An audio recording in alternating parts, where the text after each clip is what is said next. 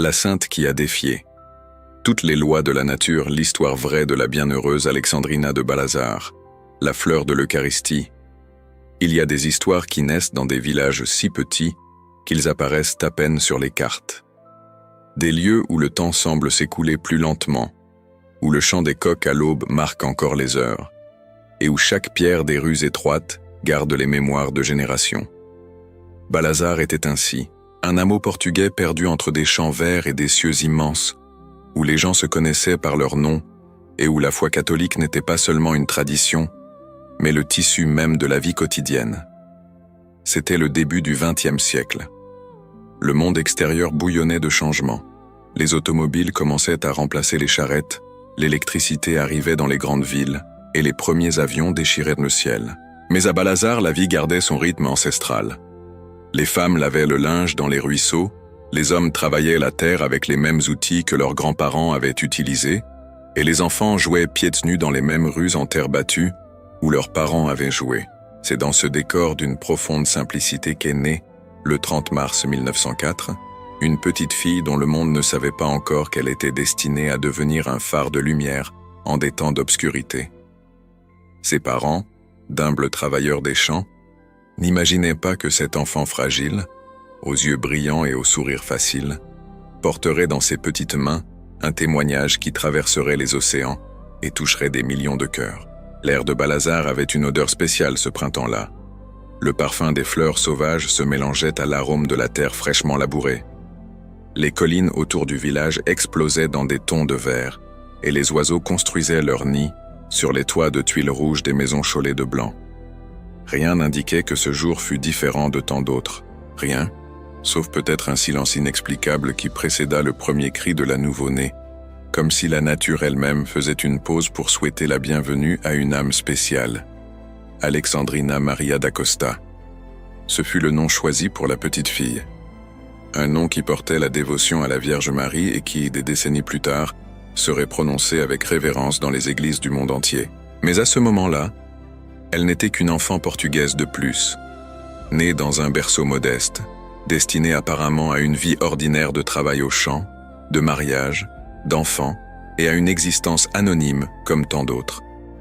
Ses premières années furent marquées par la joie simple des enfants des champs. Alexandrina grandit en jouant parmi les vignes, en poursuivant les poules dans la cour, en aidant sa mère à étendre le linge sur la corde et en apprenant à broder près de la cheminée lors des froides nuits d'hiver. Elle avait un rire cristallin qui résonnait dans les ruelles étroites et une manière douce de parler qui conquérait tout le monde. Les voisins parlaient de la jolie fille aux yeux profonds, toujours prête à aider, toujours avec un mot gentil, chantant toujours des hymnes religieux tout en travaillant. Mais il y avait quelque chose de différent chez cet enfant, quelque chose qui transcendait la simple bonté ou l'éducation reçue. Alexandrina montrait une dévotion extraordinaire pour son âge. Tandis que d'autres enfants se laissaient distraire pendant les longues messes, elle restait absorbée, les yeux fixés sur l'autel, les lèvres bougeant en une prière continue. Elle passait des heures devant de petites images de saints que sa mère gardait à la maison, leur parlant comme à des amis intimes. Elle jeûnait volontairement même si jeune, offrant ses petites renonciations pour des intentions qu'elle gardait secrètes dans son cœur. Les prêtres de la paroisse remarquèrent bientôt la petite fille spéciale. Elle posait des questions profondes sur Dieu, sur le ciel, sur la signification de la souffrance. Des questions qui n'étaient pas courantes sur des lèvres si jeunes. Elle montrait une compréhension des mystères de la foi qui surprenait les adultes. Lorsqu'elle recevait la communion, son visage se transfigurait. Une lumière inexplicable semblait émaner d'elle, comme si pendant quelques instants elle n'était plus présente dans la petite église de Balazar, mais quelque part très loin, touchant le cœur même de Dieu. Sa mère, femme simple mais à la fois profonde, observait tout avec un mélange de fierté et d'inquiétude. Fierté d'avoir une fille si dévote, si pure, si dédiée aux choses de Dieu, mais aussi une inquiétude indéfinie, ce genre d'agitation maternelle qui pressent quelque chose sans savoir exactement quoi. Parfois, en regardant Alexandrina prier avec une telle intensité, elle sentait que cet enfant ne lui appartenait pas complètement, qu'il avait été prêté par Dieu pour une mission qui ne s'était pas encore révélée. Le temps passa, et la petite fille devint une adolescente. Alexandrina, à 14 ans, était une jeune fille d'une beauté modeste mais marquante. Elle avait les cheveux sombres typiques des Portugaises du Nord, presque toujours attachés en tresses simples. Ses yeux marrons portaient une profondeur qui contrastait avec sa jeunesse, comme s'ils avaient vu plus que ce qu'ils n'auraient dû. Sa peau, hâlée par le soleil des champs, et ses mains, déjà calleuses à force de travail, racontaient l'histoire d'une vie de labeur honnête. Elle travaillait dur.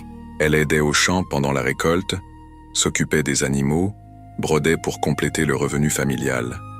Ses jeunes mains créaient des dentelles délicates qui étaient vendues sur les marchés de la région. Mais à chaque point qu'elle faisait, à chaque mouvement de l'aiguille, son esprit était en prière.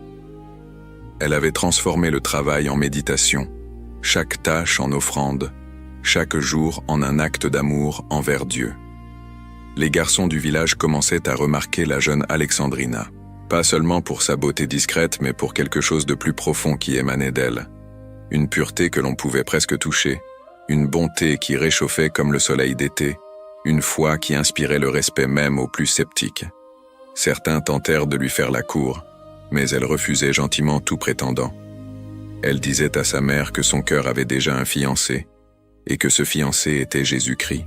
Personne à Balazar n'aurait pu imaginer que la vie de cette jeune fille était sur le point de changer de manière brutale et définitive. Qu'un événement terrible, né de la méchanceté humaine, serait transformé par la grâce divine en l'un des témoignages les plus puissants de la foi catholique du XXe siècle. Que cette fille des champs, analphabète, sans ressources ni pouvoir, deviendrait l'instrument de Dieu pour apporter l'espérance à des millions de personnes. Le village continuait sa routine immuable. Les saisons se succédaient avec leur prévisibilité réconfortante. Les vendanges, les fêtes religieuses, les mariages, les baptêmes. La vie à Balazar semblait un fleuve tranquille qui coule toujours dans le même lit. Mais parfois, sous la surface calme des eaux, des forces invisibles sont en mouvement. Des courants profonds qui allaient, au bon moment, jaillir à la surface et changer à jamais le cours des choses. Et ainsi, tandis qu'Alexandrina brodait près de la fenêtre un après-midi apparemment ordinaire, tandis que le soleil de printemps baignait les rues du village et que les oiseaux chantaient dans les arbres, tandis que tout semblait paix et normalité, le destin approchait. La croix qu'elle porterait pour le reste de sa vie était sur le point d'être placée sur ses jeunes épaules. Et cette jeune fille, qui avait toujours su aimer Dieu dans la joie, était sur le point d'apprendre une leçon bien plus difficile. Aimer Dieu dans la souffrance. Aimer quand tout fait mal. Aimer quand il n'y a plus de force. Aimer quand le corps est prisonnier, mais que l'âme doit voler plus haut que jamais. L'histoire d'Alexandrina Maria da Costa ne faisait que commencer. Et ce serait une histoire qui laisserait le monde sans voix, qui défierait la science, qui inspirerait des papes et qui, des décennies après sa mort, ferait encore des miracles. C'était un après-midi ordinaire de 1918.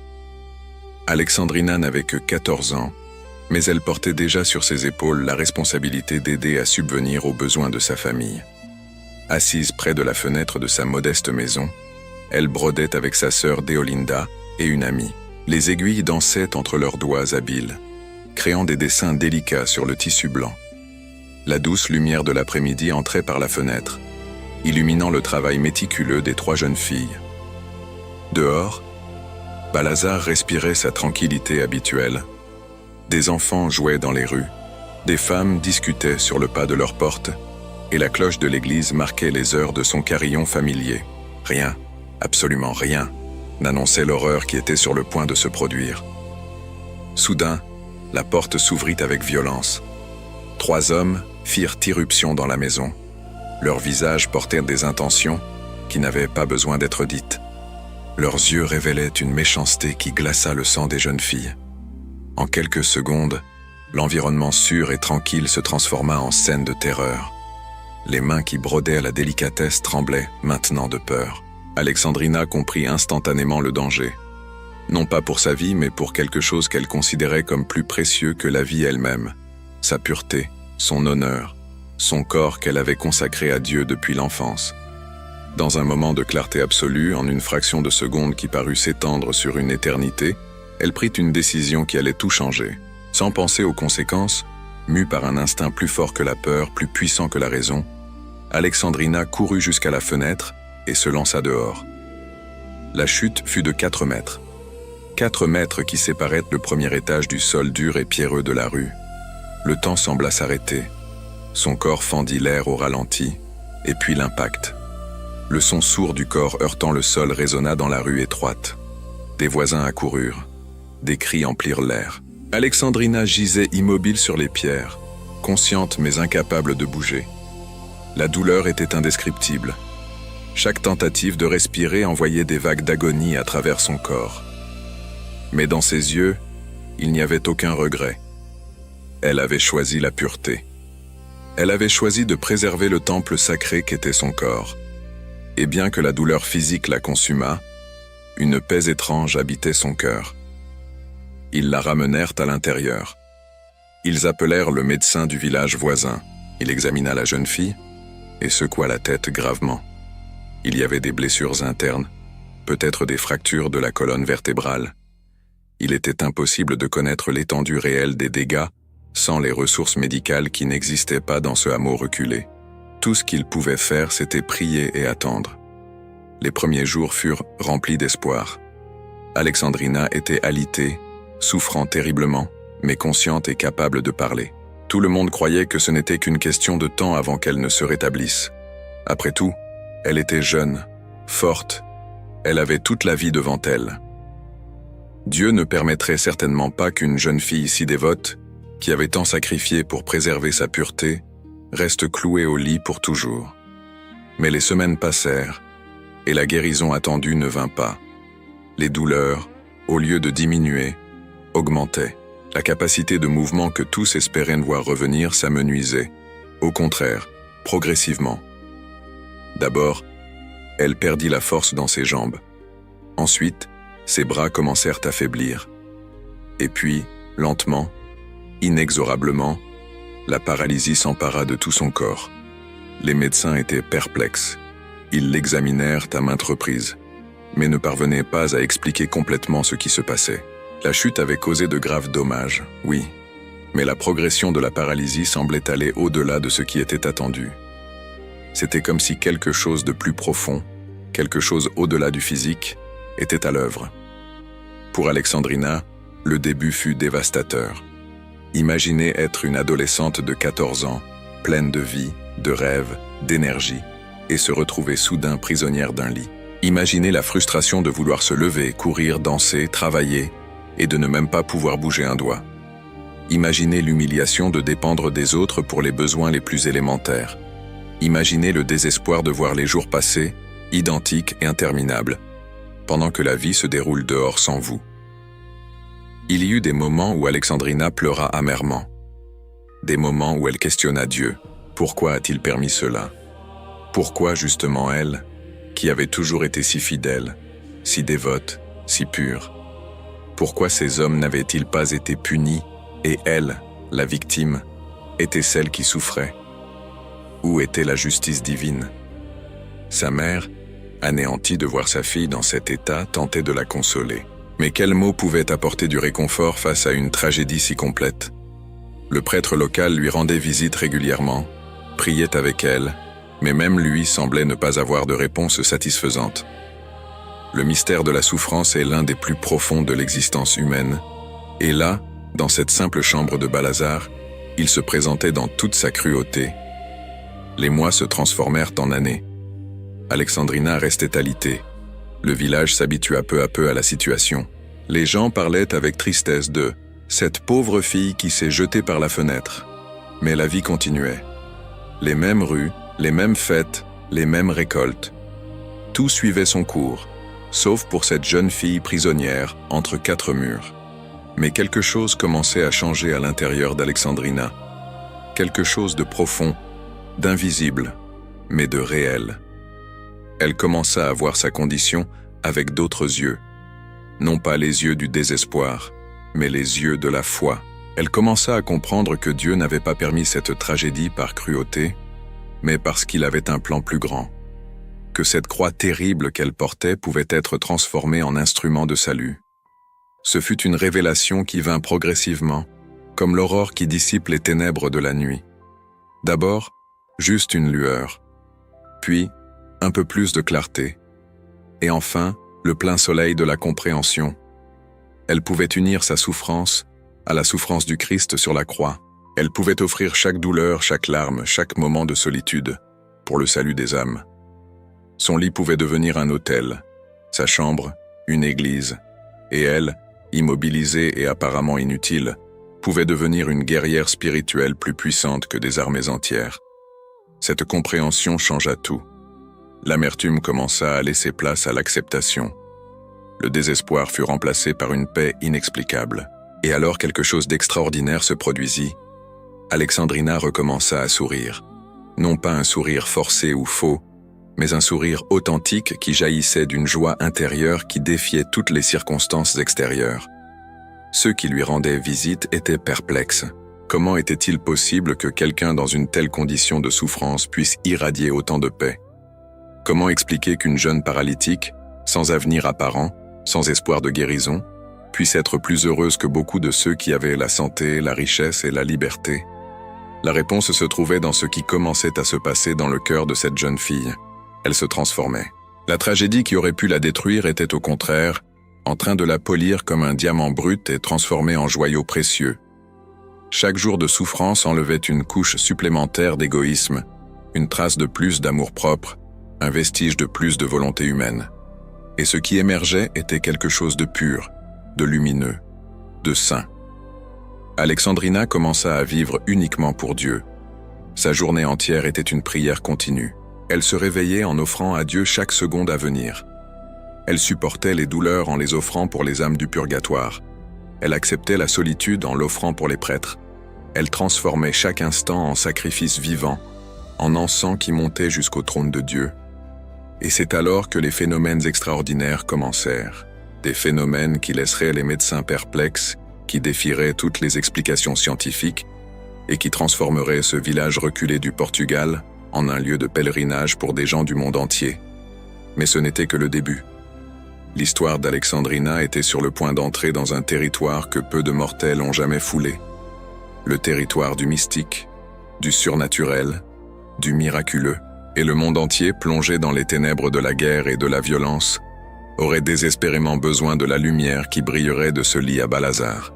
Dans les années qui suivirent sa paralysie, Alexandrina fut confrontée non seulement à l'immobilité physique, mais aussi à une souffrance que beaucoup considéreraient comme encore plus difficile, l'incapacité croissante de s'alimenter. Cela commença par des difficultés à avaler la nourriture solide, puis même les liquides provoquaient des nausées et des vomissements violents. Les médecins essayèrent tout, régimes spéciaux, aliments liquides, médicaments pour stimuler l'appétit. Rien ne fonctionnait. Sa mère, désespérée, tentait de la forcer à manger. Elle préparait les plats les plus doux, les soupes les plus nutritives, mais tout était rejeté. Le corps d'Alexandrina refusait tout simplement toute nourriture. Elle dépérissait sous les yeux de tous. Sa peau devint pâle comme le marbre. Ses os commencèrent à apparaître sous la chair rare. Cela semblait n'être qu'une question de temps avant que la faim ne l'emporte. C'est alors que quelque chose d'extraordinaire se produisit.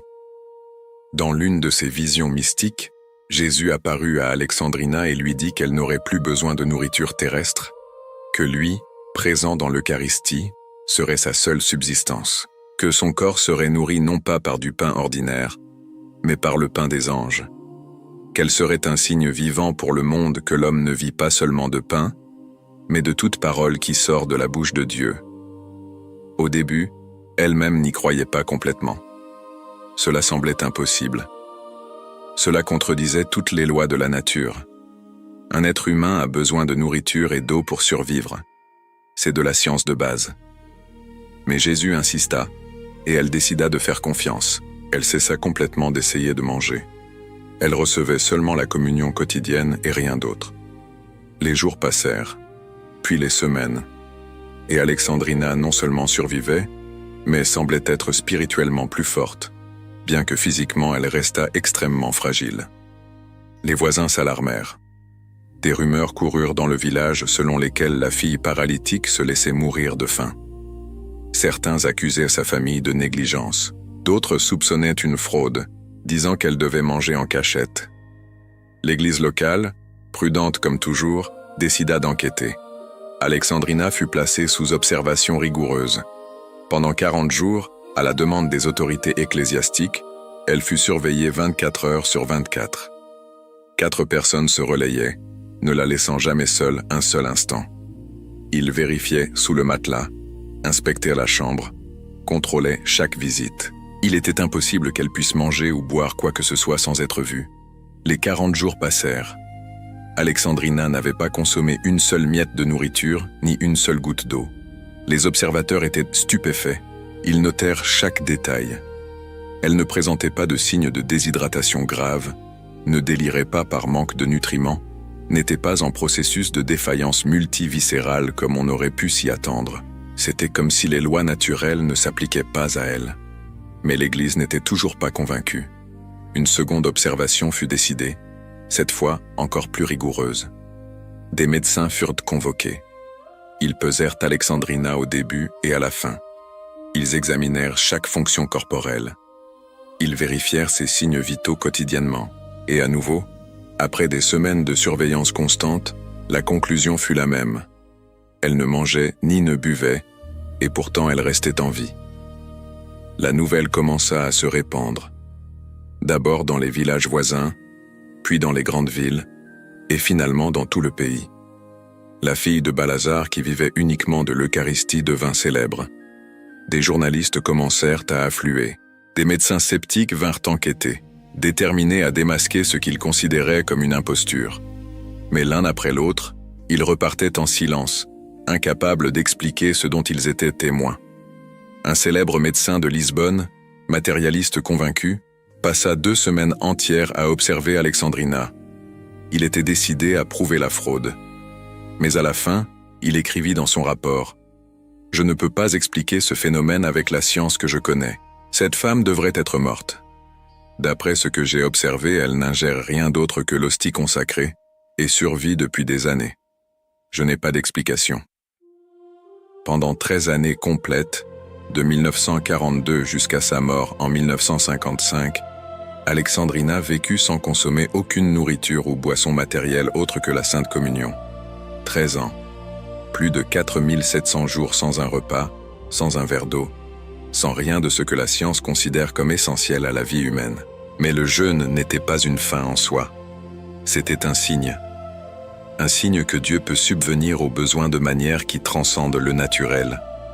Un signe que l'Eucharistie n'est pas seulement un symbole, mais véritablement le corps et le sang du Christ, capable de nourrir non seulement l'âme, mais aussi, extraordinairement, le corps. Un signe qu'il existe des réalités au-delà de celles que nos sens peuvent percevoir. Alexandrina comprenait parfaitement la signification de son jeûne. Elle disait aux visiteurs « Nous nous préoccupons beaucoup de la nourriture du corps, mais nous oublions la nourriture de l'âme. Jésus dans l'Eucharistie est tout ce dont nous avons besoin.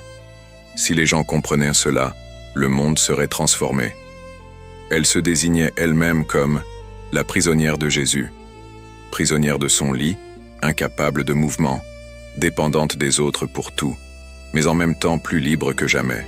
Libre parce qu'elle avait trouvé la seule vraie liberté, la liberté d'aimer sans limite, de se donner complètement, de n'avoir besoin de rien d'autre que de Dieu. Sa chambre se transforma en un sanctuaire vivant. Les murs simples échaulés de blanc semblaient briller d'une lumière qui ne venait pas du soleil. L'air avait une qualité différente à l'intérieur, comme s'il était plus pur, plus léger. Beaucoup de ceux qui entraient dans cet espace ressentaient quelque chose d'inexplicable. Une paix profonde, une présence tangible, comme si ce lieu était un voile très fin entre le ciel et la terre. Le lit d'Alexandrina, couvert de draps blancs toujours propres, devint un autel. Les gens commencèrent à lui rendre visite en pèlerinage. Ils venaient de loin, apportant leurs douleurs, leurs doutes, leurs souffrances. Et ils trouvaient chez cette femme paralytique une force qui les laissait transformer. Elle les recevait avec le sourire. Ses mains, qui ne pouvaient pas bouger, étaient baisées par les visiteurs qui cherchaient une bénédiction. Ses yeux, profonds comme des puits de lumière, regardaient chaque personne avec un amour qui semblait venir directement de Dieu. Ses paroles, peu nombreuses mais puissantes, pénétraient les cœurs comme des épées affûtées, coupant ce qui était superflu et révélant ce qui était essentiel. Les miracles commencèrent. Non pas les miracles spectaculaires qui font la une des journaux, mais les miracles silencieux qui transforment les vies. Un homme qui avait rendu visite à Alexandrina en planifiant de se suicider repartit de là avec la volonté de vivre. Une mère qui avait perdu un enfant et était consumée par l'amertume trouva la paix après une conversation avec elle. Un prêtre en crise de foi retrouva sa vocation après avoir prié au pied de ce lit. Mais il y eut aussi des guérisons physiques. Une femme atteinte d'un cancer en phase terminale rendit visite à Alexandrina et demanda ses prières. Des semaines plus tard, les examens montrèrent que la tumeur avait disparu. Un enfant qui ne marchait pas toucha la main d'Alexandrina et le lendemain fit ses premiers pas. Les histoires se multiplièrent. L'Église, prudente, enquêtait sur chaque cas. Beaucoup avaient des explications naturelles. D'autres restaient inexplicables. Mais ce qui importait, ce n'était pas tant les miracles physiques que le plus grand miracle, la transformation des cœurs. Et cela se produisait quotidiennement dans cette simple chambre de Balazar. Alexandrina répétait toujours « Ce n'est pas moi qui fais quoi que ce soit, c'est Jésus. Je ne suis qu'un instrument brisé qu'il a décidé d'utiliser. Toute la gloire lui soit rendue, jamais à moi. » Son humilité était aussi profonde que sa souffrance. Elle refusait les compliments. Elle détournait toute l'attention vers le Christ. Quand quelqu'un l'appelait sainte, elle souriait et disait « Sainte, c'est la Sainte Vierge. Je ne suis qu'une pécheresse dont Dieu a eu pitié. » Mais quelque chose d'encore plus extraordinaire se produisait dans la vie d'Alexandrina, quelque chose qu'elle gardait secret, ne le révélant qu'à son directeur spirituel et, finalement, par obéissance, au monde, les visions mystiques. Elles commencèrent quelques années après sa paralysie totale. Au début, elle pensa que c'était des rêves ou le fruit de son imagination.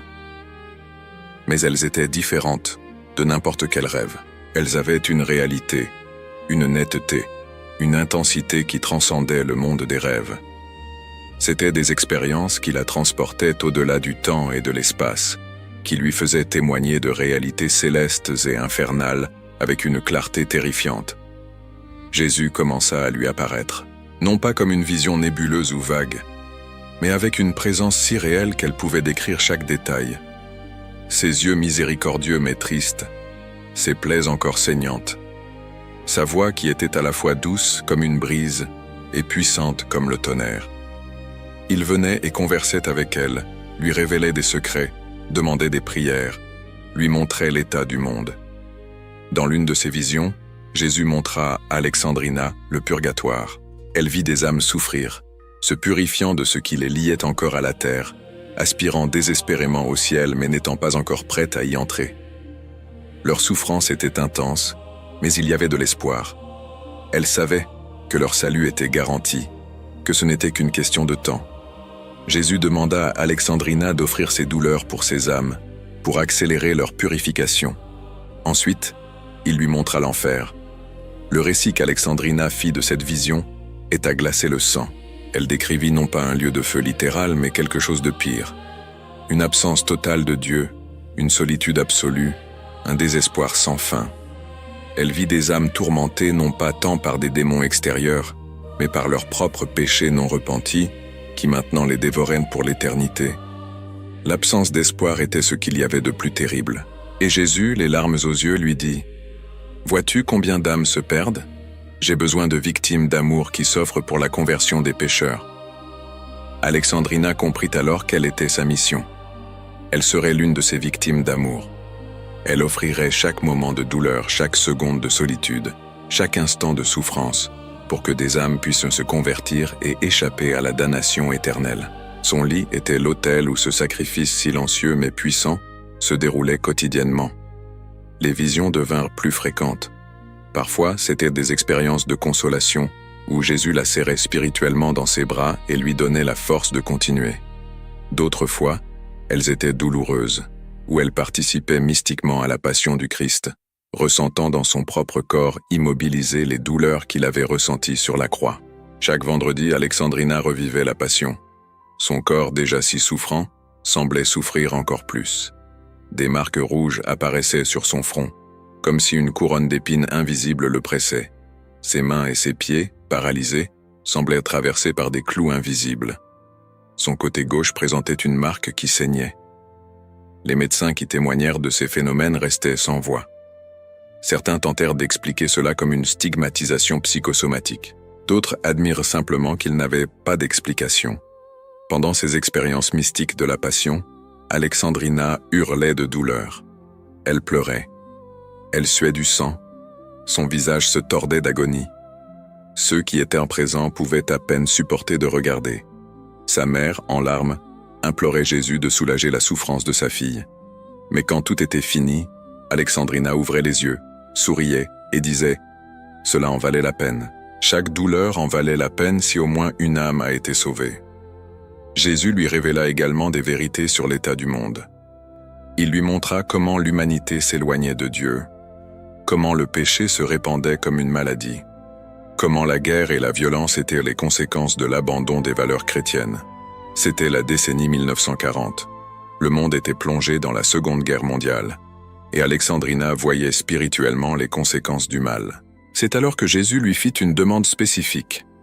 Il dit que le monde devait être consacré au cœur immaculé de Marie, que seule cette consécration pourrait éviter des catastrophes encore plus grandes. Il lui demanda de faire parvenir ce message au pape. Alexandrina, une paysanne paralytique, sans éducation formelle, sans relation, sans pouvoir, devait faire parvenir un message au chef de l'Église catholique mondiale. Cela semblait impossible.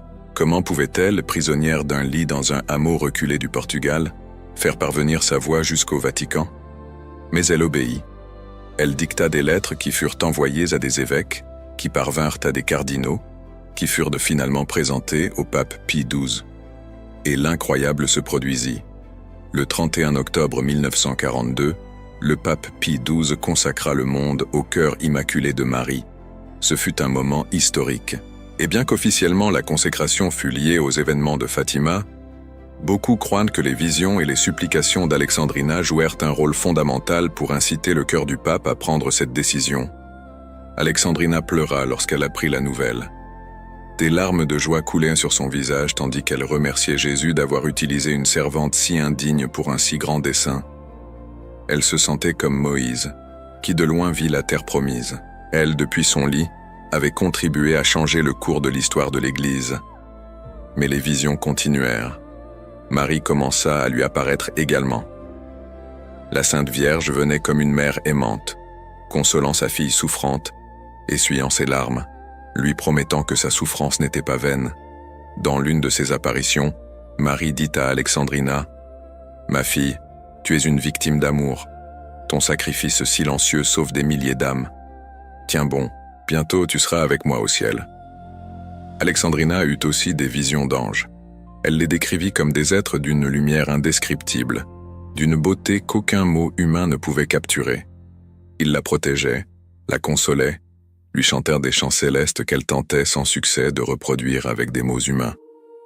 Elle disait que la musique du ciel était si différente de toute musique terrestre qu'il était impossible de les comparer. Il y eut aussi des visions effrayantes de démons. Alexandrina rapporta des attaques spirituelles intenses, où des forces du mal tentèrent de la perturber, de la tenter au désespoir, de la faire douter de Dieu. Elle les décrivait comme des présences de haine pure, de méchanceté absolue. Mais elle les affrontait avec la puissance du nom de Jésus et l'invocation de Marie. Et toujours, finalement, il fuyait, vaincu. Ces expériences mystiques n'étaient pas des privilèges qu'elle recherchait, elles étaient en fait des croix supplémentaires. Car avec les consolations venaient les responsabilités.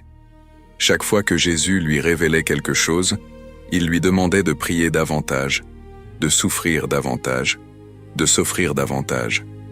Chaque vision était un appel à un amour plus profond, à un sacrifice plus complet. Alexandrina écrivit, ou plutôt dicta, car ses mains ne pouvaient pas écrire, des centaines de pages sur ses expériences mystiques. Ces écrits furent soigneusement conservés et étudiés par la suite par des théologiens. L'Église les examina avec rigueur, à la recherche d'hérésie ou d'incohérence. Elle n'y trouva qu'une orthodoxie profonde, une sagesse spirituelle remarquable, et une compréhension des mystères de la foi qui serait impressionnante venant d'un théologien formé, à plus forte raison d'une paysanne sans éducation formelle. Comment expliquer cela? Comment Alexandrina, qui savait à peine lire, pouvait-elle parler avec une telle profondeur de la Trinité, de la nature de la grâce, des mystères de la rédemption? La seule explication raisonnable était qu'elle était réellement instruite directement par Dieu, que ses visions n'étaient pas des fantaisies, mais de véritables expériences mystiques, que cette femme brisée sur son lit était, paradoxalement, l'une des personnes spirituellement les plus élevées de son temps. Les années passaient, et Alexandrina restait immobile sur son lit. Son corps était de plus en plus fragile, réduit presque à la peau et aux os, mais son esprit brûlait d'une intensité qui grandissait chaque jour. Elle était devenue un phare spirituel, non seulement pour Balazar mais pour tout le Portugal et au-delà. Des foules commencèrent à lui rendre visite. Les jours de fêtes religieuses, des files se formaient dans la rue étroite devant sa maison. Des gens de toutes les classes sociales, des paysans pauvres qui venaient à pied de villages lointains, des intellectuels de Lisbonne qui voyageaient des heures pour la rencontrer, des prêtres qui cherchaient une direction spirituelle, des mères qui amenèrent des enfants malades pour être bénis. Sa mère dut établir des horaires pour les visites, sinon Alexandrina n'aurait eu aucun repos. Mais elle refusait rarement quelqu'un. Même les jours de plus grande souffrance physique, elle recevait les visiteurs avec le sourire. Elle disait « Comment puis-je refuser à quiconque la chance de rencontrer Jésus ? S'il utilise ce corps brisé qui est le mien pour atteindre les cœurs, qu'il soit utilisé jusqu'au bout. » Chaque visiteur repartait transformé. Pas nécessairement par ce qu'elle disait. Souvent, ses paroles étaient peu nombreuses, mais par ce qu'elle était. Par la paix qui émanait d'elle, par l'amour qui transparaissait dans ses yeux, par la joie inexplicable qu'elle irradiait malgré toute sa souffrance. C'était un témoignage silencieux, plus puissant que 1000 sermons. Un jeune prêtre qui lui rendit visite lors d'une crise vocationnelle écrivit plus tard « Je suis entré dans sa chambre décidé à quitter le sacerdoce. Je pensais que je n'avais pas la force de continuer. Mais quand j'ai vu cette femme, si détruite physiquement mais si rayonnante spirituellement, quand j'ai entendu son sourire même au milieu de la douleur, j'ai eu honte de mes plaintes. Si elle pouvait tant aimer Dieu dans une telle condition, qui étais-je pour abandonner face à des difficultés si mineures? » Alexandrina avait un don spécial pour lire dans les cœurs. Souvent, avant que les gens ne parlent, elle savait déjà pourquoi ils étaient revenus. Elle disait « Vous souffrez à cause de votre fils, n'est-ce pas ?» Et la mère, surprise, confirmait « Jésus m'a montré votre cœur. Il veut que vous sachiez qu'il ne vous a pas abandonné. Continuez à prier, ayez la foi. » Il y eut des cas de conversion spectaculaires. Un homme qui avait abandonné la foi depuis des décennies fut traîné par ses amis pour visiter la Sainte de Balazar. Il entra sceptique, presque moqueur, mais quand Alexandrina le regarda et lui dit doucement « Jésus n'a jamais cessé de vous aimer, même quand vous l'avez abandonné. » Quelque chose se brisa en lui. Il tomba à genoux au pied du lit en pleurant. Et là même, il revint à l'église. Les lettres arrivaient par centaines. De tout le Portugal, puis de toute l'Europe, et finalement du monde entier. Demandes de prière, témoignages de grâce reçues, questions sur la foi. Sa mère lui lisait les lettres, et Alexandrina dictait les réponses. Elle passait des heures chaque jour à correspondre avec des personnes qui cherchaient une aide spirituelle. Ses réponses étaient simples mais profondes. Elle n'utilisait pas de langage théologique compliqué. Elle parlait comme une paysanne, avec des images simples de la vie rurale. Mais il y avait une sagesse dans ces mots qui touchaient les cœurs. Quand quelqu'un demandait comment supporter la souffrance, elle répondait « C'est comme planter. Vous enterrez la graine dans la terre sombre, on dirait qu'elle est morte. Mais elle se prépare juste à germer. Votre souffrance est ainsi. Elle ressemble à la mort, mais elle engendre la vie éternelle. » Alexandrina avait aussi un sens de l'humour surprenant. Elle riait d'elle-même, faisait des blagues sur sa condition. Quand quelqu'un commentait son extraordinaire patience, elle disait en plaisantant « De la patience, je n'ai même pas le choix. Je ne peux pas m'enfuir en courant quand je suis contrariée. » Et tout le monde riait, émerveillé de voir comment elle pouvait être si légère au milieu de quelque chose de si lourd. Mais tout n'était pas rose. Il y eut aussi des persécutions. Certains religieux, jaloux de l'attention qu'elle recevait, commencèrent à répandre des rumeurs. Ils disaient qu'elle était une fraude, qu'elle mangeait en cachette, que ces visions étaient des inventions pour gagner en notoriété. Ils écrivirent des lettres aux autorités ecclésiastiques pour dénoncer ce qu'ils considéraient comme une imposture. Alexandrina souffrit beaucoup de ces accusations, non pas pour la défense de sa réputation, mais parce qu'elle craignait que cela ne puisse éloigner les gens de Dieu. S'ils pensaient qu'elle était fausse, ils pourraient perdre la foi. Elle pleura beaucoup, pria intensément, offrit cette croix supplémentaire à Jésus. L'Église, avec sa prudence caractéristique, enquêta à nouveau. Plus de médecins, plus d'observateurs, plus de tests. Et une fois de plus, la conclusion fut la même. Il n'y avait pas de fraude. Cette femme était authentique. Sa souffrance était réelle. Son jeûne était vérifiable. Ses expériences mystiques étaient cohérentes avec la doctrine catholique. Les accusateurs furent réduits au silence, mais la souffrance qu'ils avaient causée laissa des marques dans le cœur d'Alexandrina. Elle apprit que même la sainteté a ses croix, que tout le monde ne parvient pas à reconnaître l'œuvre de Dieu, qu'il y aura toujours des sceptiques et des critiques. Mais elle apprit aussi que la vérité finit par triompher, que Dieu défend ses serviteurs, qu'il vaut la peine de rester fidèle même lorsqu'on est accusé injustement. Les années 1950 arrivèrent. Alexandrina avait maintenant un peu plus de 40 ans, mais elle en paraissait beaucoup plus. Son corps était consumé par le jeûne continu et la souffrance constante. Les médecins s'émerveillaient de la voir encore en vie. Selon toutes les lois médicales, elle aurait dû mourir depuis longtemps. Mais elle continuait, jour après jour, à témoigner de la puissance de Dieu, à soutenir la vie de manière qui transcende le naturel. Elle commença à sentir que la fin était proche. Jésus venait plus fréquemment dans ses visions, la préparant au passage final. Marie apparaissait aussi, la consolant, lui promettant qu'elle serait bientôt à la maison. Alexandrina n'avait pas peur. Au contraire, elle était impatiente. Elle avait servi fidèlement sur terre et maintenant elle aspirait à la récompense céleste. Mais il y avait encore une dernière mission. Jésus lui demanda d'offrir ses dernières années de vie spécialement pour les prêtres et pour l'Église. Le monde changeait rapidement dans les années 1950. La sécularisation progressait. De nombreux prêtres perdèrent la foi. L'Église était confrontée à des défis nouveaux et complexes.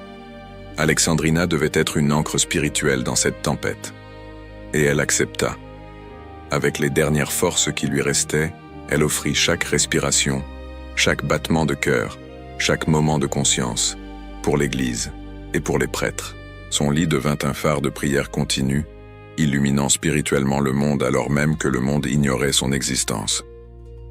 L'année 1955 commença différemment pour Alexandrina. Elle savait, avec cette certitude qui ne vient que de l'esprit, que ce serait sa dernière année sur Terre. Elle n'était pas triste. Elle était sereine. Elle avait accompli sa mission. Elle avait souffert tout ce que Dieu lui avait permis de souffrir. Elle avait aimé jusqu'à la limite de ses forces. Et maintenant, enfin, elle pouvait se reposer dans les bras éternels du Père. Les premiers mois de l'année se passèrent normalement, dans la mesure de ce qui était normal pour elle. Les mêmes visites, les mêmes prières, la même souffrance offerte jour après jour. Mais quelque chose changeait. Son corps, déjà si affaibli, commença à s'affaiblir encore davantage. Même parler devenait difficile. Chaque mot semblait coûter un effort immense. En octobre, le mois dédié à Marie, Alexandrina eut une vision finale. La Sainte Vierge apparut, plus belle et lumineuse que jamais, et lui dit « Ma fille, ton travail sur terre est terminé. Bientôt, tu viendras à la maison. Prépare-toi. » Alexandrina répondit avec les mots de Marie « Qu'il me soit fait selon votre volonté. » Le 13 octobre 1955, date anniversaire de la dernière apparition de Fatima, Alexandrina se réveilla différente. Ses yeux avaient une lumière spéciale, comme s'il voyait déjà quelque chose au-delà du voile. Elle demanda qu'on lui apporte la communion plus tôt. Elle reçut Jésus pour la dernière fois avec une dévotion qui émut toutes les personnes présentes. Après la communion, elle parla brièvement avec sa mère et sa sœur. Elle les remercia pour tous les soins prodigués au fil des ans. Elle demanda pardon pour tout le dérangement qu'elle avait causé. Elle bénit tous ceux qui lui avaient rendu visite et l'avaient aidée. Et puis, avec un sourire serein, elle dit « Je vois Jésus, je vois Marie, je vois mon Père. Il m'appelle, comme le ciel est beau. » Ses dernières paroles furent « Je suis contente.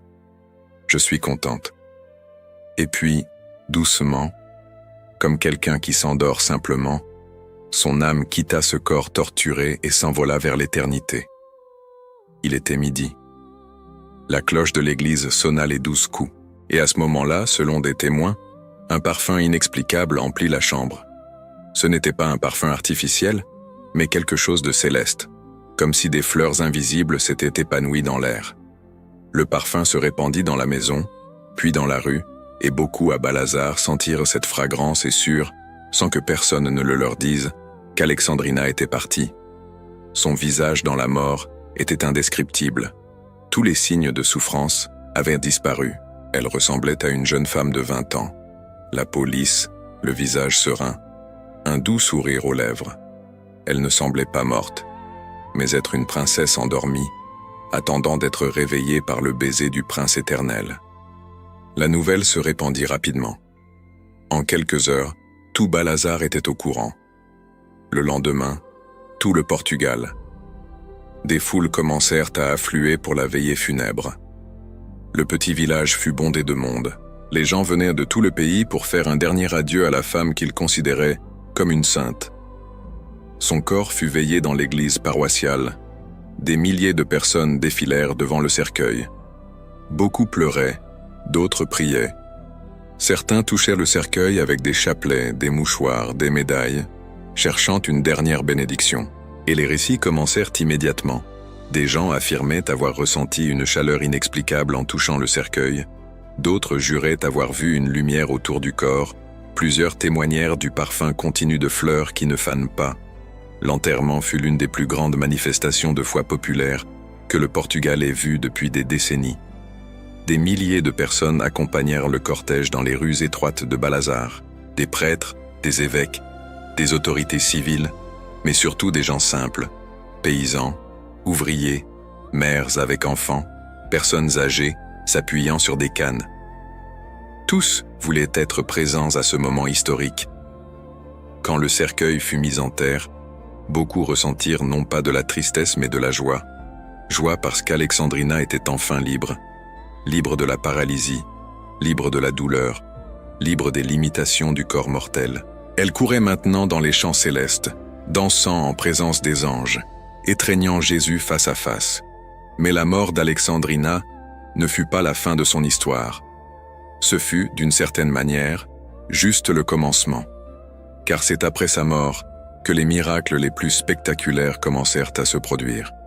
Presque immédiatement, des gens commencèrent à rapporter des grâces obtenues par son intercession. Un enfant qui était condamné par les médecins fut guéri après que ses parents eurent prié Alexandrina. Un homme sur le point de se suicider changea d'avis après avoir visité sa tombe. Une femme stérile conçut après 9 ans de mariage infructueux, après avoir demandé l'intercession de la bienheureuse. Les récits se multiplièrent. L'Église, toujours prudente, commença à enquêter. Des commissions furent formées. Des médecins examinèrent les cas. Des témoins furent interrogés. Et lentement, au fil des décennies, le processus de béatification avança. En 2004, près de 50 ans après sa mort, le pape Jean-Paul II proclama Alexandrina Maria da Costa bienheureuse. Ce fut un jour de fête à Balazar. Des milliers de personnes se rassemblèrent dans le village, désormais bien plus grand mais conservant toujours son caractère simple.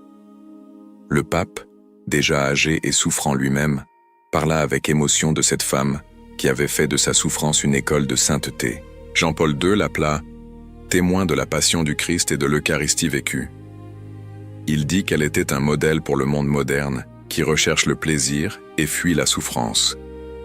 Elle démontra que la souffrance, lorsqu'elle est acceptée avec amour, ne détruit pas mais transforme. Elle ne diminue pas mais élève. Elle n'emprisonne pas mais libère. Aujourd'hui, le corps de la bienheureuse Alexandrina repose dans un reliquaire en l'église paroissiale de Balazar. L'église a été agrandie pour accueillir les pèlerins qui viennent du monde entier. N'importe quel jour, vous trouverez des gens en prière devant sa tombe. Des Japonais, des Brésiliens, des Américains, des Africains. La petite fille d'un village portugais est devenue patrimoine de l'Église universelle. Et ceux qui visitent sa tombe disent, surtout la nuit, qu'un doux parfum de fleurs emplit l'air. Pas toujours, pas pour tout le monde, mais assez fréquemment pour ne pas être une coïncidence. C'est comme si Alexandrina était encore là, d'une certaine manière, rappelant au monde qu'il existe des réalités au-delà de ce que nous voyons, que le ciel n'est pas une fantaisie mais une promesse réelle, que les saints ne sont pas morts, mais plus vivants que jamais. Son héritage est immense. Des centaines de livres ont été écrits sur elle. Son histoire a été traduite en des dizaines de langues. Des groupes de prière se sont formés sous sa protection. Les malades et les souffrants du monde entier l'invoquent comme une intercesseuse spéciale, car elle connaît comme peu d'autres le chemin de la souffrance transformée en amour. Mais son plus grand héritage est peut-être simplement ceci. Elle a prouvé que la sainteté ne requiert pas de grands exploits extérieurs. Nul besoin de construire des cathédrales, de fonder des ordres religieux, d'écrire des livres théologiques ou de convertir des foules. La sainteté peut se produire sur un lit, dans une simple chambre, dans l'obscurité la plus totale. La sainteté, c'est simplement aimer Dieu avec tout ce que l'on a, que ce soit beaucoup ou peu. C'est dire oui à Dieu en toutes circonstances, bonnes ou mauvaises. C'est transformer chaque moment, même les plus douloureux, en offrande d'amour. Alexandrina vécut 37 ans paralysée. 37 ans sans pouvoir étreindre, danser, courir, travailler. 37 ans de dépendance totale, de douleur constante, de limitation absolue.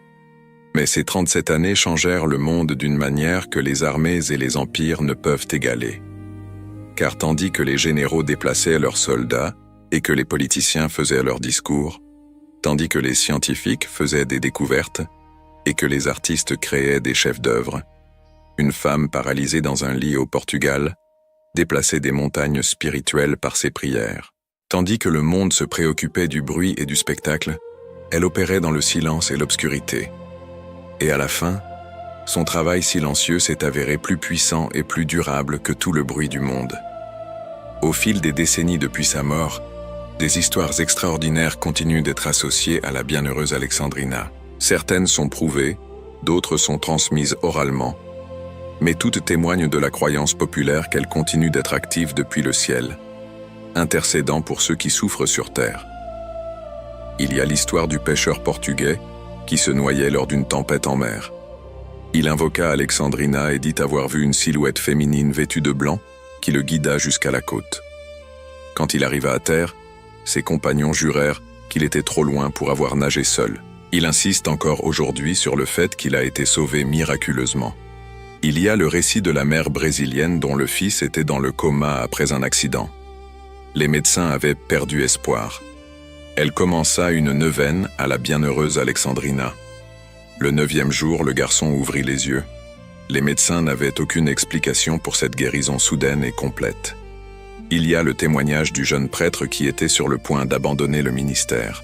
Il visita Balazar dans une dernière tentative de trouver un sens à sa vocation. Il pria devant la tombe d'Alexandrina et sentit une paix inexplicable envahir son cœur. Il dit que c'était comme si une main invisible touchait son épaule et qu'une voix murmurait « N'abandonne pas, j'ai besoin de toi ». Il resta prêtre et dirige aujourd'hui un centre de spiritualité. À Balazar, les habitants les plus âgés racontent des histoires transmises de génération en génération.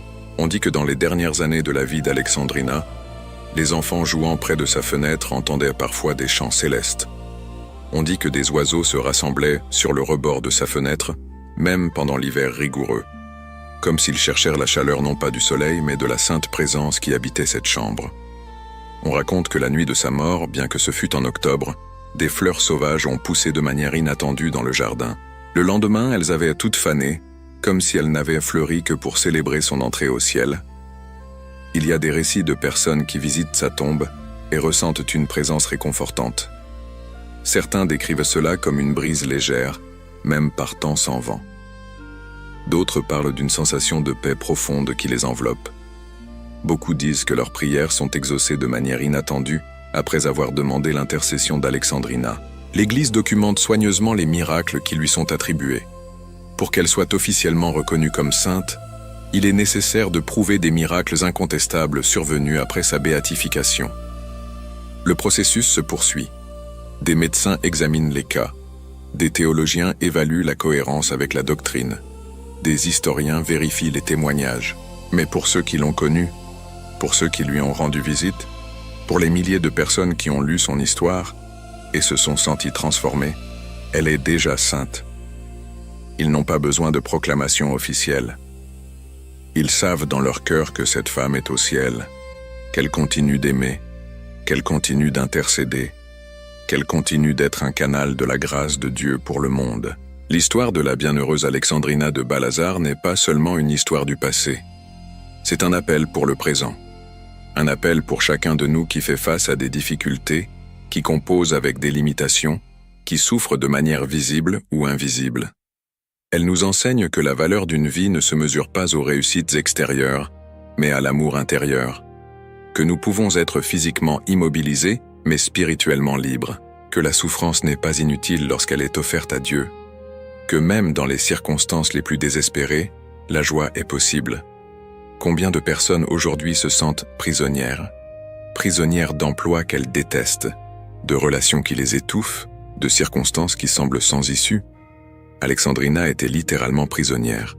Elle ne pouvait pas bouger le petit doigt, mais elle a trouvé la liberté dans la seule chose que rien ni personne ne peut emprisonner. L'amour. L'amour que nous choisissons de donner, indépendamment de ce que nous recevons. Combien de personnes aujourd'hui se sentent inutiles? Des retraités qui pensent que leur vie est finie, des malades qui se voient comme un fardeau, des personnes handicapées qui croient n'avoir rien à offrir. Alexandrina semblait être la définition même de l'inutilité. Elle ne pouvait pas travailler, ne pouvait pas servir, ne pouvait rien faire de ce que le monde considère comme productif. Mais sa vie fut infiniment plus fructueuse que celle de beaucoup de ceux qui ont bâti des empires. Combien de personnes aujourd'hui fuient la souffrance à tout prix, cherchent le plaisir constant, évitent tout inconfort, médicamentent toute douleur. Alexandrina a embrassé la souffrance. Non pas parce qu'elle était masochiste, mais parce qu'elle a compris que la souffrance acceptée avec amour a un pouvoir rédempteur. Elle a une valeur éternelle. Elle peut sauver des âmes. Son message est simple mais révolutionnaire. La croix n'est pas une malédiction. C'est un don. Un don terrible, oui. Lourd, oui. Douloureux, oui.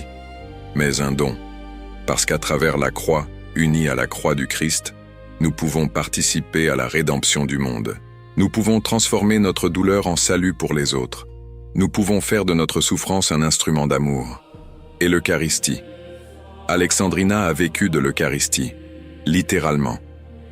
Quel message puissant pour un monde qui a oublié le sacré, qui considère la messe comme une simple tradition vide, qui traite la communion comme un rituel sans signification.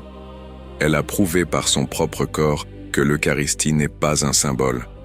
C'est la réalité. C'est la vie. C'est Jésus véritablement présent, capable de soutenir non seulement l'âme mais aussi le corps.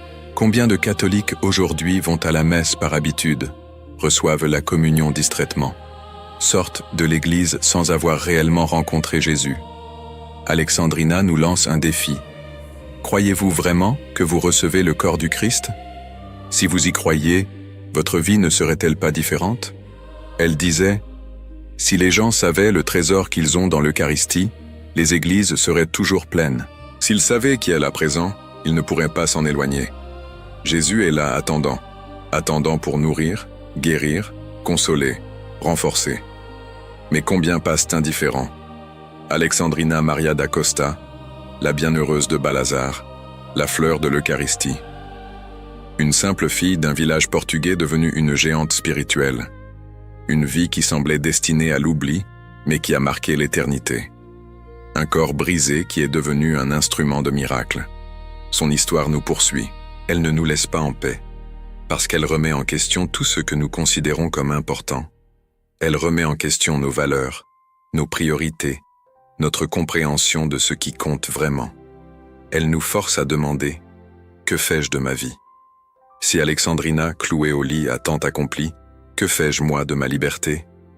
Elle a vécu 51 ans. Les 14 premières années furent relativement normales. Les 37 suivantes furent une croix ininterrompue. Mais ce sont ces 37 années de souffrance qui ont changé le monde, pas les 14 années de santé. Paradoxe divin. Elle n'est devenue vraiment puissante que lorsqu'elle est devenue complètement impotente. Aujourd'hui, lorsque nous visitons Balazar, le village a grandi mais conserve son essence simple. La maison où Alexandrina a vécu et souffert est toujours là, préservée comme un musée. Vous pouvez entrer dans la chambre où elle a passé des décennies, voir le lit étroit, toucher les murs qui ont été témoins de tant de visions mystiques, et ressentir quelque chose d'indéfinissable, mais de réel. Une présence, une sainteté qui a imprégné jusqu'aux pierres. L'église paroissiale, où repose son corps, est désormais un lieu de pèlerinage constant. Des gens de tous les continents viennent y prier. Ils laissent des plaques de remerciement pour les grâces reçues. Ils déposent des intentions de prière. Ils touchent le reliquaire avec des mains qui cherchent non pas une morte, butent quelqu'un de bien vivant au ciel. Et le parfum. Ah, le parfum. Tant de gens rapportent le sentir. Pas toujours. Pas pour tout le monde. Mais assez fréquemment pour être un signe. Parfum de fleurs qui n'existent pas physiquement. Parfum céleste. Comme si Alexandrina, qui fut appelée la fleur de l'Eucharistie, continuait de fleurir. Non plus sur terre, mais éternellement dans le jardin de Dieu. Sa vie nous enseigne que la sainteté n'est pas pour les super-héros. C'est pour les gens ordinaires dans des circonstances extraordinaires. Ou peut-être est-ce pour les gens ordinaires qui font des choses extraordinaires avec leurs circonstances ordinaires. Alexandrina n'a pas choisi la paralysie. Elle n'a pas demandé à souffrir. Mais quand la souffrance est venue, elle a choisi de la transformer en amour. Et ce choix a fait toute la différence. Elle nous a laissé un trésor d'enseignement, consigné dans les journaux intimes qu'elle a dictés. Des phrases qui sont comme des pépites d'or spirituel. La douleur est ma joie, la souffrance est mon école, la croix est mon ciel. Je suis heureuse parce que je sais que je souffre par amour. Aimez Jésus, n'offensez plus le Seigneur, priez pour les pécheurs. L'Eucharistie est le plus grand miracle sur terre. Des mots simples, mais chargés de puissance, parce qu'ils ne venaient pas de la théorie, mais de l'expérience vécue. Elle ne philosophait pas sur la souffrance depuis une position confortable. Elle parlait du centre de la fournaise, du cœur de la croix, des profondeurs de la douleur. Et c'est pourquoi ces paroles ont une autorité qu'aucun théologien en fauteuil ne peut avoir. Bienheureuse Alexandrina de Balazar. Petite femme devenue géante, vie cachée qui a illuminé le monde, fleur fragile qui parfume éternellement. Elle nous attend de l'autre côté. Elle attend pour nous serrer dans ses bras, pour nous consoler, pour nous dire « cela en valait la peine ». Chaque larme, chaque douleur, chaque croix. Cela en valait la peine parce que maintenant nous sommes ici, dans la joie éternelle, où il n'y a plus de souffrance mais seulement un amour infini. Et tandis que nous attendons notre propre rencontre avec l'éternité, tandis que nous portons nos propres croix dans cette vallée de larmes, nous avons en elle une puissante intercesseuse, une amie au ciel, une sainte qui connaît notre souffrance parce qu'elle a souffert comme peu d'autres, une étoile qui nous montre qu'il est possible de transformer la pire tragédie en la plus belle des victoires. L'histoire d'Alexandrina n'est pas terminée. Elle continue de s'écrire chaque jour dans les cœurs des personnes qui découvrent sa vie et sont transformées. Elle continue dans les miracles qui se produisent par son intercession. Elle continue dans l'inspiration qu'elle donne aux malades, aux souffrants, aux paralysés, aux désespérés.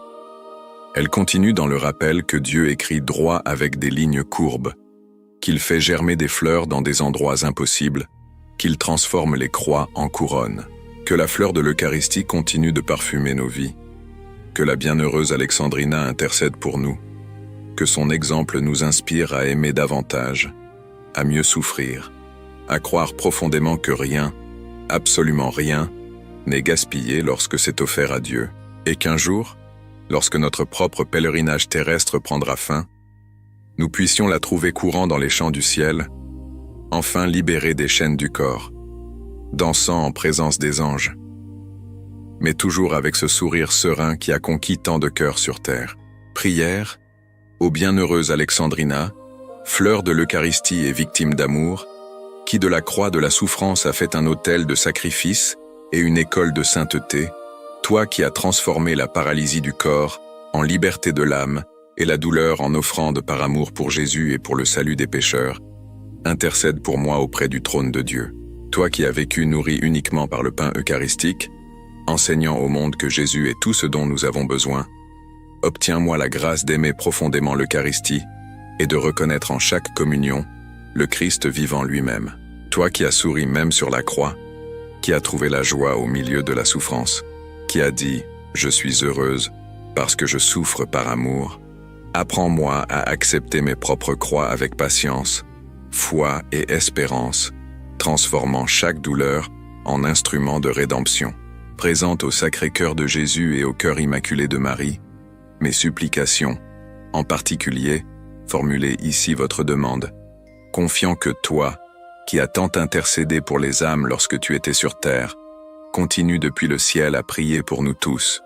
Obtiens-moi la grâce de ne jamais me décourager face aux difficultés, de trouver un sens à la souffrance unie à la passion du Christ, et de vivre chaque jour comme une offrande d'amour à Dieu.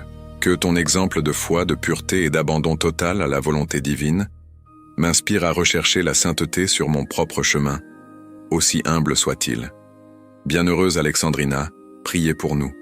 Priez pour les malades et les souffrants. Priez pour les pécheurs et la conversion du monde. Priez pour l'Église et les prêtres, afin que tous nous trouvions en Jésus, Eucharistie notre force, notre paix et notre salut. Amen. Notre Père, je vous salue Marie, et gloire au Père. Ma prière. Père bien-aimé, le cœur humble et reconnaissant, nous nous plaçons en ta présence pour te remercier pour l'appel à être des semeurs de ta parole à travers la vie de tes saints. Nous te remercions pour cette chaîne que tu as permis de devenir un pont de foi, connectant les cœurs à ton infinie miséricorde dans un monde qui cherche tant un refuge. Que chaque biographie sacrée que nous partageons soit un baume pour les âmes fatiguées et un miroir des vertus qui nous rapprochent de toi. Que le témoignage de tes serviteurs et servantes inspire chaque auditeur à rechercher une vie de plus grande sainteté, de courage et d'amour du prochain. Nous reconnaissons que nous ne faisons rien par nous-mêmes. Tu es la source de toute inspiration et la force derrière chaque mot. Nous te remercions de nous utiliser comme tes simples instruments pour raconter les merveilles que tu as opérées dans la vie de ceux qui t'ont aimé par-dessus tout. Que cette œuvre continue de renforcer la communion entre nous, transformant cet espace numérique en une véritable famille spirituelle, unie par le même amour du Christ et par le désir de suivre ses pas. Nous te consacrons, Seigneur, nos voix, nos esprits et nos cœurs. Que tout ce que nous faisons ici serve à ta plus grande honneur et gloire, et au salut des âmes. Que ta bénédiction descende sur tous ceux qui suivent et soutiennent ce travail, aujourd'hui et toujours. Au nom de Jésus-Christ, ton Fils et notre Seigneur. Amen. L'histoire de la bienheureuse Alexandrina de Balazar n'est pas seulement un récit du passé gardé dans les archives de l'Église. C'est un témoignage vivant qui résonne dans les couloirs du temps, atteignant chaque cœur qui aujourd'hui se sent fatigué, chaque âme qui porte sa propre croix, chaque personne qui se demande si sa souffrance a un sens. Cette simple jeune fille d'un village portugais, qui à 14 ans a vu sa vie changer radicalement, nous enseigne l'une des leçons les plus révolutionnaires de la foi chrétienne. Ce n'est pas ce qui nous arrive qui définit notre sainteté, mais ce que nous faisons de ce qui nous arrive. Alexandrina a transformé une tragédie en triomphe, une paralysie en liberté, un lit de douleur en autel d'amour. Combien d'entre nous aujourd'hui se plaignent de circonstances infiniment moindres? Combien de fois nous laissons-nous abattre par des difficultés qui, comparées à la croix d'Alexandrina, semblent insignifiantes? Elle a passé 37 ans sans pouvoir bouger son corps, mais son âme volait plus haut que les aigles. Elle a vécu 13 ans sans manger ni boire autre chose que l'Eucharistie, prouvant que Jésus n'est pas seulement une nourriture symbolique, mais une subsistance réelle et véritable. Le parfum qui émane de sa tombe n'est pas seulement une fragrance physique que certains pèlerins rapportent sentir. C'est le parfum spirituel d'une vie entièrement consacrée à Dieu, d'un amour qui a transcendé toutes les limitations humaines, d'une foi qui a déplacé des montagnes invisibles. C'est le parfum de la sainteté qui attire encore aujourd'hui des milliers de personnes à Balazar, transformant ce petit village en phare d'espérance pour le monde. La fleur de l'Eucharistie continue de fleurir, dans chaque personne qui découvre son histoire et décide d'embrasser ses propres croix avec plus d'amour. dans chaque malade qui trouve un sens à sa souffrance, dans chaque âme fatiguée qui apprend que la joie ne dépend pas des circonstances extérieures, mais de l'union intérieure avec le Christ, dans chaque cœur qui comprend que l'Eucharistie n'est pas un rituel vide, mais une rencontre réelle avec le Dieu vivant. Alexandrina nous a laissé un message urgent pour notre époque. Aimez Jésus. N'offensez plus le Seigneur. Priez pour les pécheurs. L'Eucharistie est le plus grand miracle sur terre. Des mots simples, mais qui portent l'autorité de celle qui les a vécus jusqu'aux ultimes conséquences. Elle n'a pas théorisé sur l'amour de Dieu. Elle l'a aimé de chaque fibre de son être immobilisé. Elle n'a pas écrit de traité sur la valeur de l'Eucharistie. Elle en a vécu, littéralement. Le monde moderne, si obsédé par le plaisir, par la santé parfaite, par l'absence de tout inconfort, a désespérément besoin du témoignage d'Alexandrina. Elle nous montre qu'il existe quelque chose de bien plus grand que le bonheur superficiel que la société nous vend. Il existe la joie profonde qui jaillit de l'union avec Dieu. Une joie qui demeure même quand tout fait mal, même quand le corps ne répond plus, même quand il n'y a aucun espoir humain d'amélioration. Son intercession reste puissante. Des milliers de personnes témoignent de grâces reçues, de guérisons obtenues, de conversions opérées grâce à ses prières depuis le ciel. Mais le plus grand miracle qu'elle accomplit est peut-être le miracle silencieux de la transformation intérieure. Quand quelqu'un découvre son histoire et décide d'arrêter de se plaindre et de commencer à offrir, d'arrêter de fuir la croix et de commencer à l'embrasser, d'arrêter de chercher uniquement son propre confort et de commencer à vivre pour quelque chose de plus grand. La bienheureuse Alexandrina de Balazar nous enseigne que la sainteté n'est pas réservée aux super-héros spirituels dans des monastères lointains. C'est pour les gens ordinaires dans des circonstances difficiles. C'est pour vous qui regardez cette vidéo maintenant, quelle que soit votre croix. C'est pour nous tous qui nous réveillons chaque jour et choisissons malgré tout d'aimer Dieu et de servir notre prochain. Si cette histoire a touché votre cœur, si d'une manière ou d'une autre vous avez senti que Dieu vous parlait à travers le témoignage de cette sainte femme, ne gardez pas cela pour vous. La chaîne Histoire sacrée, la vie des saints existe exactement pour cela, pour que les vies extraordinaires des serviteurs de Dieu continuent d'inspirer, de consoler et de transformer les cœurs de toutes les générations. Abonnez-vous à cette chaîne et activez la cloche de notification pour ne manquer aucune histoire sacrée qui pourrait changer votre vie. Chaque saint a un message spécifique pour notre temps, et vous ne voudrez pas manquer ces témoignages puissants de foi, de courage et d'amour. Aimez cette vidéo si l'histoire de la bienheureuse Alexandrina vous a inspiré. Ce simple geste aide l'algorithme à porter ce message d'espérance à des milliers d'autres personnes qui ont aussi besoin de connaître ce témoignage. Partagez-la avec vos amis et votre famille, en particulier avec ceux qui traversent des difficultés, qui portent des croix lourdes, qui ont besoin de savoir que la souffrance peut avoir un sens lorsqu'elle est unie à celle du Christ. Dans les commentaires, partagez votre réflexion.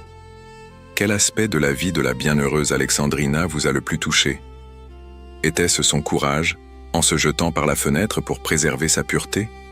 Son jeûne eucharistique qui a défié toutes les lois naturelles? Sa joie inexplicable même dans la paralysie totale? Ou sa capacité à transformer la souffrance en amour? Votre réponse n'enrichit pas seulement notre communauté, mais elle peut inspirer d'autres personnes qui liront votre témoignage.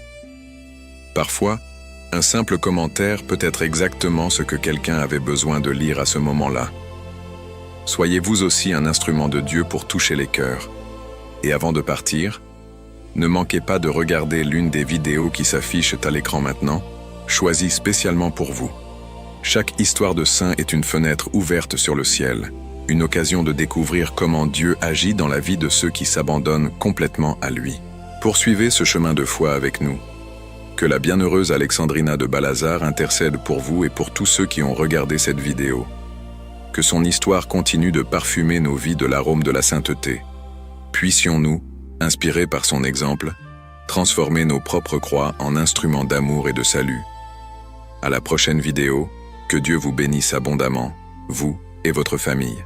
Et souvenez-vous toujours, quelle que soit la difficulté de votre situation, il y a toujours un chemin pour la transformer en sainteté.